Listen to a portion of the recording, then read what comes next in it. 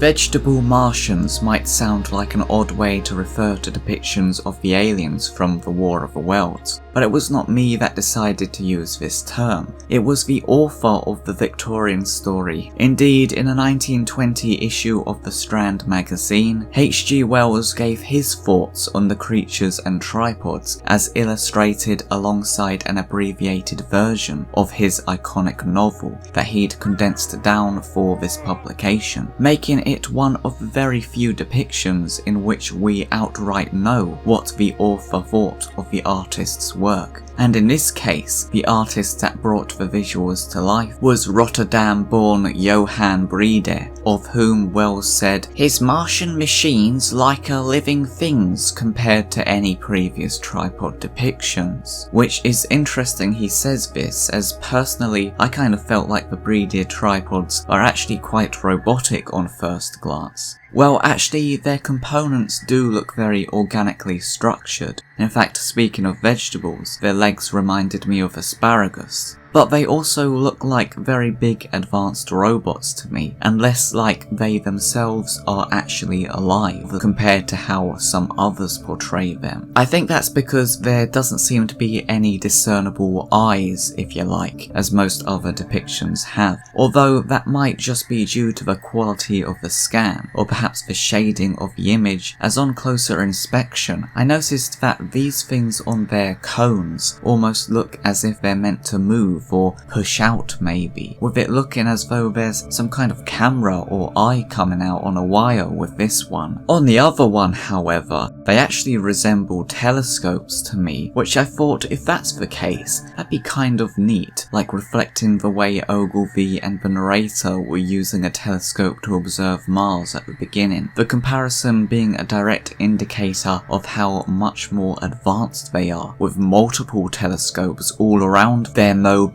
machines, allowing the Martians inside to observe and look all around them. The head or body of them in general reminds me of something very specific that I'm sure is obvious, yet I've been struggling to recall what it is. Weirdly though, literally as I'm writing this bit, I scrolled down on YouTube and got recommended this video and was like, oh, maybe that's it, the bounty hunter droid from The Empire Strikes Back, IG-88, who, fun fact, his head is literally just a drink dispenser prop from the Mos Eisley cantina reused from the previous film. He even has the kind of telescope eyes, whatever you might call it, coming out of him from various directions. In fact, Briedé's tripods strike me for some reason as being portrayed as very humanoid. Obviously they're not, they're tripods, but I almost forget that they have the third leg. Meanwhile their two arms, which are more like traditional arms as opposed to tentacles or claws or what have you, are featured far more prominently and feel far more like actual arms as we know that term. They really are the most humanoid tripods I've encountered, I'd say. And just like IG-88, they are shown as being very skinny looking fellas. When I first saw them I thought, oh, the Alvin Kea tripods have been on a diet. Indeed, it does seem like Briede took great inspiration from Kea's iconic designs, as many do, at least in the shape. One thing that does strike me about Briedé's portrayal, however, is that it seems to me that he depicts them as being genuinely massive compared to most depictions. You kind of only truly see the scale of them once you notice how tiny the houses below them are. I mean, compare an image of Kea's tripod being next to a house, or even the more modern versions that appear in the Tom Cruise film, and you really see how ginormous Briedé's seem to be, I think. Maybe it's just the perspective. But this is highlighted further, I'd say, in another image that clearly takes inspiration from one of Kea's.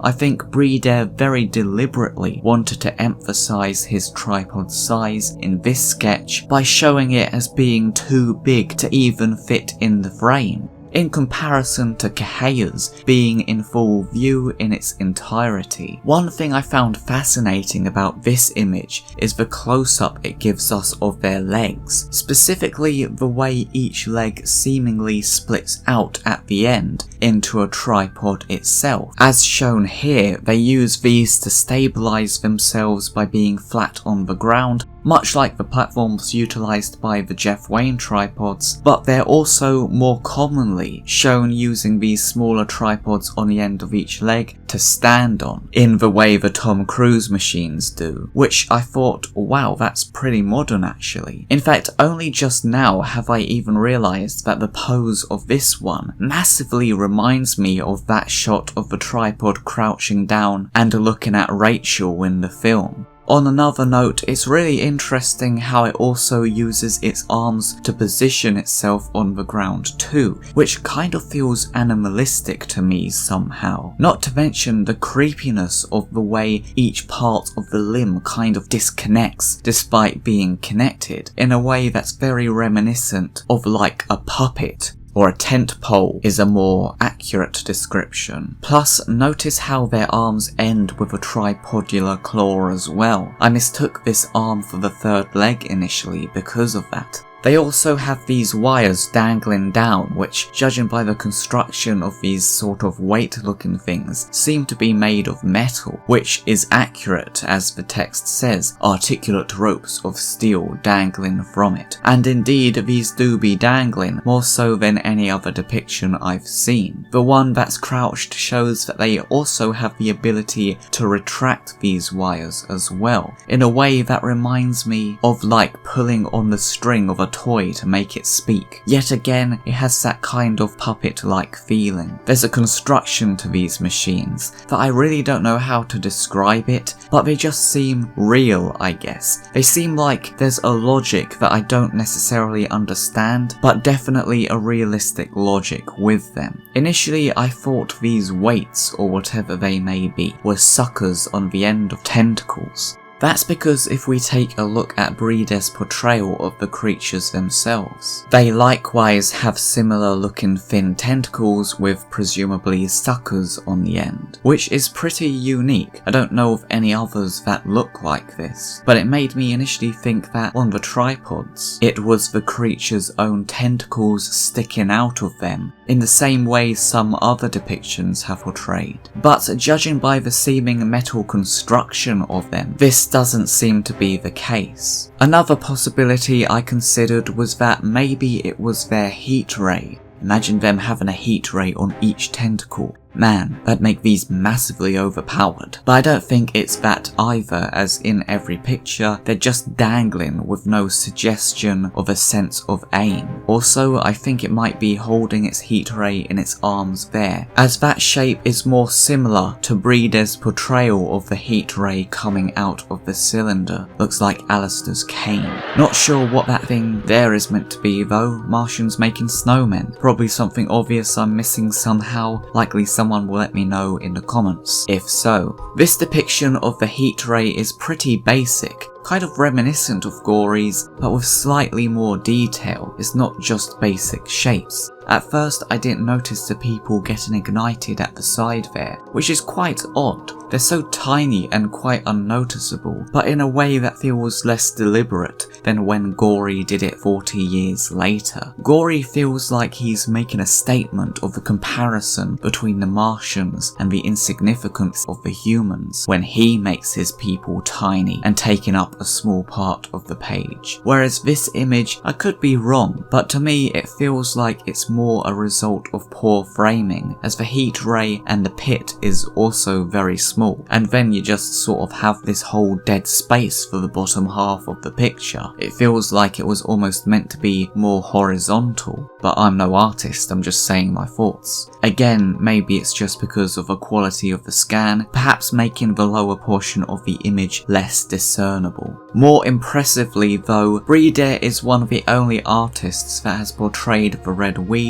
in a way that fully embraces the cactus-like description of it in the book, as well as its thick nature and how tall it is, with it being said it's frequently neck neck high, which you don't get with many others, where it's usually just crawling along the ground, like vines. Speaking of plants, as mentioned prior, Wells wrote that Briede's Martians are much more vegetable than those of any previous reconstructor, and indeed the Dutch artist seems to have taken quite a unique approach in sketching the creatures, going with a style that to me feels as though it'd be at home in a comic book. It's very accentuated in some way, their white making them stand out from the edge of the image. Edge what? From the rest of the image. What exactly Wells meant by vegetable, which he specifically put in quotation marks, who can be entirely sure, but I'm presuming he means they look very organic. Or maybe he meant they kind of resemble cauliflower. Indeed, they're certainly unique to any other that's been done that I know of before or since. They look like a couple of hedgehogs that are wearing gas masks while asking the viewer,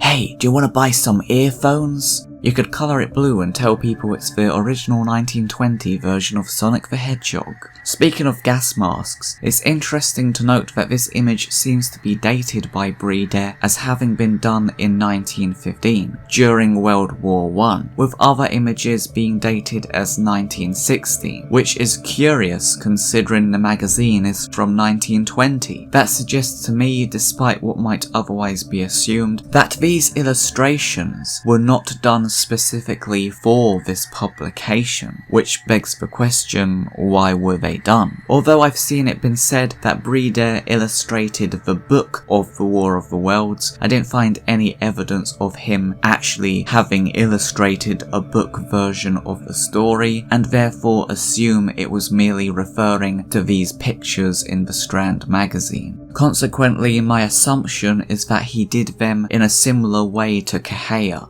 as in he just did them because he wanted to, and then they ended up actually being used. Indeed, it seems he, perhaps literally, decided to follow in the footsteps of Alvin Kahea by also actually meeting the author in person. As Wells's introduction to Briede's work states, "A visit from a brilliant young artist from Holland, Monsieur Briede, and a letter from the editor of the Strand Magazine remind me that it is nearly a quarter of a century since the War of the Worlds first saw the light." It makes me wonder what exactly the context of all this was. Presumably the letter from a magazine was saying, "Hey, can we pay you to write a condensed version of the story for our magazine?" The question is, did they send Briede to visit Wells as well, or was that a separate coincidental thing? Maybe Wells got the letter and was like, this would be a good opportunity to use the work of that artist that visited me recently. Or perhaps it was all Wells's idea, that he only did this short version of the story specifically so he could get Briede's drawings published alongside it. As he says, "The War of the Worlds stirred up a number of imaginative people to the amusement of drawing Martians. The story from first to last has provoked quite a number of gifted illustrators." He then name drops a few, including Kahea, and then says, "Now comes Monsieur Briede, similarly stimulated to probe the Martian mystery. Here they are, and with them, for the benefit of that large and I fear growing and very undeserving class of readers who have never read The War of the Worlds, is a compact summary of the story they illustrate." This could make a lot of sense, as Wells and Briede apparently became friends, with the latter illustrating more of his stories, The Invisible Man and The Food of the Gods, which is a story I don't know a lot about, to be honest, but it looks pretty interesting. I looked it up in Google Images and it has a giant chicken, apparently. I wasn't able to find anything about his depiction of the Invisible Man, which is quite ironic and makes a lot of sense in retrospect, but I found 2 images from The Food of the Gods, which turns out are also from 1920.